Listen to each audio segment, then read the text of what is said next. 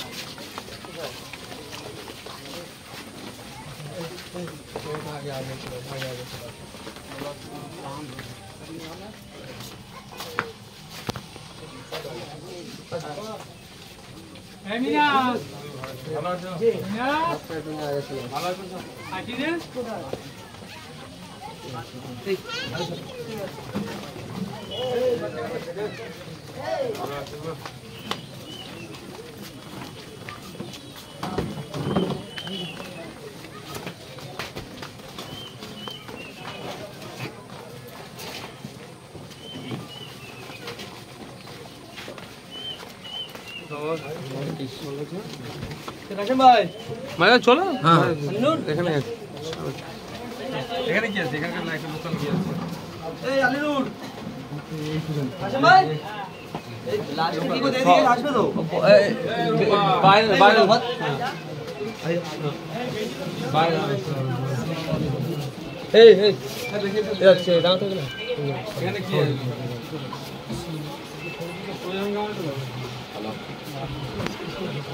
Hello hello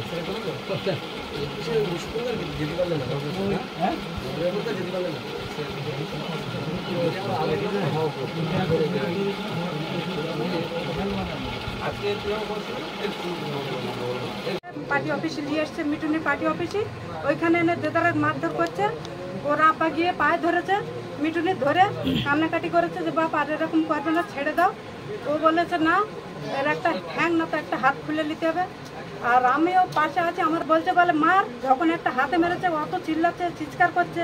এবারে তখন মিটুন বলে দিচ্ছে লালটুকে, বলছে ওরা আর একটা তোমার পাশে মার, ওকে মেরে দে একদম, বাঁচার লাইন রাখিস না, এরকম ভেবে শাসাস্তি দিচ্ছে। তখন আমার ওই ছেলের বাবা গিয়েছিল, গিয়ে ওই হাতে পায়ে ধরেছে যে বাপ আবার হয়ে গেছে।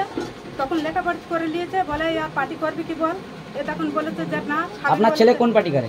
কোন পার্টি করতো? ওই তো ভাই। এর আগেও আপনারা দেখেছেন চতুর্থ জায়গায় লোকসভা পরে যে লোকসভা ভোটিং চায় চতুর্থ জায়গায় আমাদের কর্মীদেরকে এখান থেকে ওখান থেকে তুলে মারধর করেছে। কিন্তু এটা আপনারা ভিডিওর মাধ্যমে দেখলেন বলে আপনারা প্রকাশিত হয়েছে। মেনলি কথা হলো যে ওদের চিন্তাভাবনা, যারা শাসকে আছে তৃণমূলের চিন্তাভাবনা যে যারা এই বাংলায় বিরোধী করে তাদের বিরোধীকে রাখা যাবে। আর বিশেষ করে পুলিশের ভূমিকা কি দেখছেন? 3 দিন হয়ে গেল, এখনো পর্যন্ত একজন কি গ্রেফতার হলো?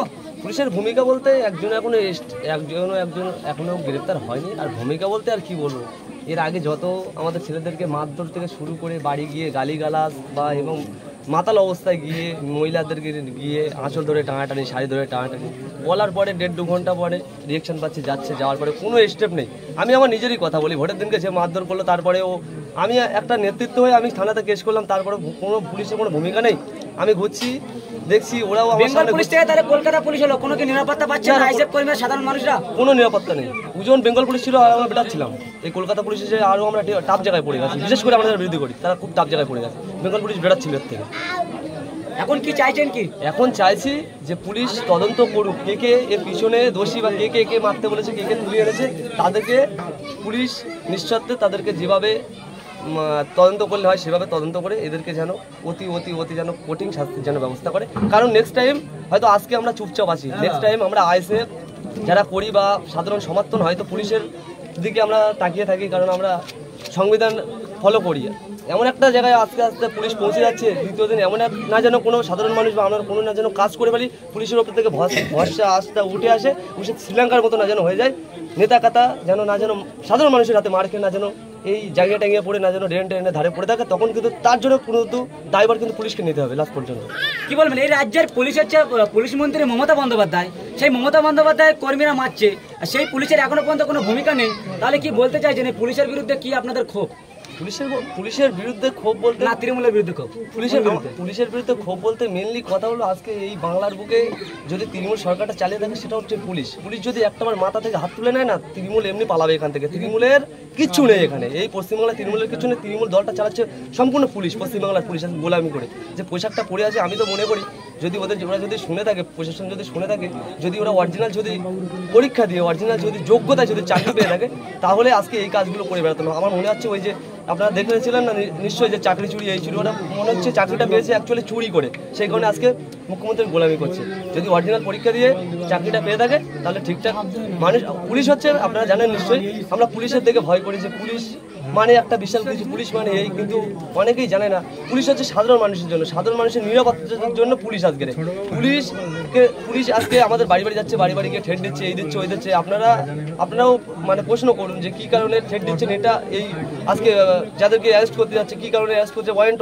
আপনারা মেন কথা হলো মানুষ আজকে পশ্চিমবাংলার যিনি মুখ্যমন্ত্রী আজকে জানে যে আজকে যদি পশ্চিমবাংলার মানুষকে যদি শিক্ষা অর্জন করতে পারে তাহলে কিন্তু এই সব মানুষ সব কিছু শিখে যাবে, যে কোথায় কোন কথা বললে চলে সেই কথাগুলো শিখে যাবে। সেই জন্য আজকে মানুষের মেরুদণ্ডও ভেঙে রেখেছে একটাই কারণে, কারণ এই যে আমার বেড়ে যদি শিক্ষাটা থাকতো, আমার বাড়ি যদি একটা পুলিশ এসে আমি তাকে রিপিট করতে পারবো যে আপনি আমার ওয়ারেন্টে দেখান, আমার কেসে তুলতে এসছেন, এই কথাগুলো যে আমরা বলবো যে সাহস পাচ্ছেন না, তারই একটি কারণ যে আমরা শিক্ষার দিক থেকে আজকে মেরুদণ্ডটা ভেঙে রেখেছে। সেখানে থানা আমাদের ভাঙড় থানা পুলিশকে বলবো যে আপনারা এসছেন দুদিন এসছেন, কলকাতা পুলিশ আজকে দুদিন এসছে, ভাঙড়ের আইএসএফ কি জিনিস এখনো তৃণমূল ওই থানার প্রশাসন কিন্তু জানে না। আপনারা এমন কোনো কাজ করবেন না যে আমাদের যে আইএসএফের যে রূপ সেটা না যেন আইএসএফের ছেলেরা বা আইএসএফের নেতারা না যেন দেখায়। আপনাদের কিন্তু বাধ্যবাসিত করবেন না যে আইএসএফের ছেলেরা কি জিনিস সেটা যেন দেখায়। এটাকে হুঁশিয়ারি দিচ্ছেন যতক্ষণ না গ্রেপ্তার যদি না করে কিছুদিনের মধ্যে আন্দোলন নামার কি এটা হুঁশিয়ারি থানার পুলিশদেরকে? আন্দোলন তো নামা হবে, আন্দোলনে নামা হবে না। আমরা দেখি আমাদের বিধায়ক নওশাদ সিদ্দিকী ভাইজান এসছে, আমাদের দলের চেয়ারম্যান যে হিসেবে আমাদেরকে বলবে সেই হিসেবে আমরা এগোবো। বারংবার তো আইএসএফ কর্মী এবং আপনাকে মেরে মাথা ফাটিয়ে দিয়েছিল, তারপরে এখনো পর্যন্ত কোনো কি পুলিশের পক্ষ থেকে কোনো কি পেলেন কিছু সহযোগিতা? আমি বারংবারই তো বলছি পুলিশের দিক থেকে কোনো সহযোগিতা নেই। এমনকি আমাকে মারলো, আমার বাড়িতে রাত্রে দেখতে এসে বলছে কেমন আছিস, পুলিশ আমাকে বলছে কেমন আছিস, কোথায় কোথায় লেগেছে, সুস্থ। আমি একটা ঘুরে রিপিট করলাম যে আমাকে মারলো, তারা ঘুরিয়ে বেড়াচ্ছে, বলছে কি করবে সবই জানিস, মানে বুঝে নিতে বলছে যে পুরো ওপর থেকে চাপ, ওরা কিছু করতে পারবে না, ওরা গোলাম হয়ে গেছে। পুরো ক্লিয়ারলি কথা যে পুরো গোলাম হয়ে গেছি, আমরা কিছু করতে পারবো না, ওপর থেকে চাপ আছে, মানে যেটা বলছে সেটাই, তোরা যখন আসবে তখন দেখা যাবে। ওদের ব্যাপারে আমরা কথা বলতে চাই। ভাইজান আছে ভাইজান আমাদের ভাঙড় 1 নম্বর ব্লকের রানীগাছি গ্রামে এক আইএসএফ কর্মীকে বেধড়ক মারধর করা 3 দিন হয়ে গেছে। 7 মিনিটের রাস্তা, পুলিশ যে পার্টি অফিসে ধরে মারধর করেছিল 7 মিনিটের রাস্তা, পুলিশকে বারংবার জানানোর পরেও পুলিশ গ্রেপ্তার করেনি সেই তৃণমূলের দুষ্কৃতীদেরকে। কি বলবেন? দেখুন ব্যাপারটা হচ্ছে আমাদের যেটা কাজ করে ফিরছিল তাকে তুলে নিয়েছে পার্টি অফিসে, যেভাবে অমানবিকভাবে মারধর করেছে, অন্যায় মানে তারপরে যে অত্যাচার করেছে। যার বাড়িতে গিয়েছিলাম ট্রিটমেন্ট করতে যাবে, সে সাহস পাচ্ছে না, বাড়ি থেকে বার হলে আবার আক্রান্ত হতে পারে। ওই কথা বলেছি, আমার যারা নেতৃত্ব আছে তাদেরকে দিয়ে লোকাল প্রশাসনের সাথে কথা তারা বলছে। প্রথম কথা, তাকে ট্রিটমেন্ট করতে যেতে পারছে না, মানে এই ভয়ের পরিস্থিতি তৈরি করে রেখেছে। এটা আমরা কোথায় আছি? আইনের শাসন কোথায়? পশ্চিমবাংলাতে শাসকের আইন চলছে, এটা কোনোভাবেই মেনে নেওয়া যায় না। আর যারা মারধর করেছে তাদের বিরুদ্ধে আমরা, পুলিশ সুমোটো কী করছে, সাথে সাথে আমরা যে অভিযোগ করছি তার পরিপ্রেক্ষিতে পুলিশ কী করছে সেটা আমরা দেখতে চাইছি। অন্যথায় কিন্তু পুলিশ ইন অ্যাকশন নিয়ে আমরা মামলা করব। সর্বপ্রথম দেখলাম যে পঞ্চায়েত ভোটের পর থেকে বিধায়ক নওশাদ সিদ্দিকী যেই বিধানসভাতে জিতে আছে সেই বিধানসভাতে শুধু দেখলাম 8খানা থানা করতে, এবং অন্য কোনো বিধানসভাতে দেখলাম না যে এরকম থানা বাড়াতে। তাহলে কি আইএসএফদেরকে জব্দ করার পরিকল্পনা? জব্দ করতে বড় কথা, আইএসএফ হচ্ছে পিছিয়ে বর্গের মানুষের কথা বলে, পিছিয়ে পড়া মুসলমানদের অধিকারের কথা বলছে, পিছিয়ে পড়া দলিতদের কথা বলছে, পিছিয়ে পড়া হিন্দুর কথা বলছে, অধিকারের কথা। ফেক ST/SC সার্টিফিকেট বানিয়ে ST/SCদের অধিকার কেড়ে নিচ্ছে, তার বিরুদ্ধে আইএসএফ কথা বলছে। ওই জন্যই ভয় পাচ্ছে, ওই জন্য আইএসএফকে আটকানোর চেষ্টা করছে। তবে এই থানা বাড়িয়ে গুণামস্থানকে দিয়ে পুলিশের একটা অংশকে কাজে লাগিয়ে আইএসএফকে আটকাতে পারবে না। আমি আবারও বলছি, অন্যায় যারা করেছে, যারা মারধর করেছে, তারা যদি মনে করে কারো স্নেহধন্য হয়ে থেকে কলার তুলে চলবে, আমি তাদের উদ্দেশ্যে বলছি আইন আমরা হাতে তুলে নেওয়ার ঠিক কথা, কিন্তু আইনের মাধ্যমে যথাযথ ব্যবস্থা করবো। শওকত মোল্লার ব্যানার মারা আছে, সেই পার্টি অফিসে তুলে নিয়ে গিয়ে মারধর করা হয়েছে। কার ব্যানার মারা আছে সেটা বড় কথা নয়, অন্যায়ভাবে একজনকে মারা হয়েছে। আইন বিচার ব্যবস্থা আছে, কেউ যদি অন্যায় করে থাকে তার জন্য বিচার ব্যবস্থা আছে। সে অপরাধ কি এদের? শুধুমাত্র আইএসএফ করার জন্য। যারা অন্যায়টা করেছে তাদের আগামী দিনে প্রস্তুত থাকুক, তাদের আইনের মাধ্যমে বিচার হবে। এই রাজ্যের পুলিশ মন্ত্রী মমতা বন্দ্যোপাধ্যায়, সেই রাজ্যে এখনো পর্যন্ত তৃণমূলরা এত ভুল করছে, তারপরেও তৃণমূলদের গ্রেপ্তার করা হচ্ছে। তার মানে কি এই পুলিশ মন্ত্রী মমতা বন্দ্যোপাধ্যায় বলে কি গ্রেপ্তার করছে না? শাসকে যারা থাকে তাদের 7 খুন মাপ। কিন্তু এটা বেশি দিন কি মারধর করা হচ্ছিল? কারা মারছিল, কি নাম জানা আছে? কি কোন পার্টি করে ওরা? আপনি কি করতেন? আইসেফ করতেন, ওই জন্য মারধর করেছে কি? কি বলতে চাইছেন এখন, কি চাইছেন কি? এখন চাইছি যে গ্রাম ঠান্ডা থাক, সুস্থ থাক, শান্তিতে থাক। আর সব থেকে বড় জিনিস কি, মিডিয়ায় আমিও দেখছিলাম যে একটা মিথ্যে কথা বলা হয়েছে, যেটা মিথ্যে কথা বলা হয়েছে যে ওখানে পার্টি অফিসে আমার বাপ চাচা গিয়ে আমাকে মেরেছে। ওটা কারা মেরেছিল? ওটা এসব ভুল কথা। তৃণমূলটা কি মেরেছিল মিথ্যে আপনাকে? কথা। আমাকে মেরেছিল টিএমসির ছেলে। ওই ভিডিওতে যাদেরকে দেখা যাচ্ছে তারা কি আপনার বাড়ির কেউ? ওই ভিডিও মারধর করছে লাঠি ছোটা নিয়ে? হ্যাঁ, ওরাই টিএমসির ছেলেরা। ওদেরকে এখনো কি পুলিশ গ্রেপ্তার করতে পেরেছে? 3 দিন হয়ে গেছে তো। না না, ওদের কি আপনি চেনেন? হ্যাঁ ছিল। নাম কি তাদের? একজনের নাম সাবির শিকারি, একজনের নাম গোলাম, একজনের নাম রিয়াজুল ঘোরানি। শওকত মোল্লার ব্যানার মারা আছে, ওখানে কি শওকত মোল্লার কোনো নির্দেশে তো আপনাকে তোলা হয়েছিল? তা আমি জানি না। ওরা যখন ভিডিও করছিল ওরা বলছিল যে মার মার আরও মার, নেতাদের উপরের নেতাদের কাছে পাঠাতে হবে। আপনার অনুভব কি হচ্ছে? শওকত মোল্লাকে পাঠাতে হবে এমন ভাবছিলেন কি?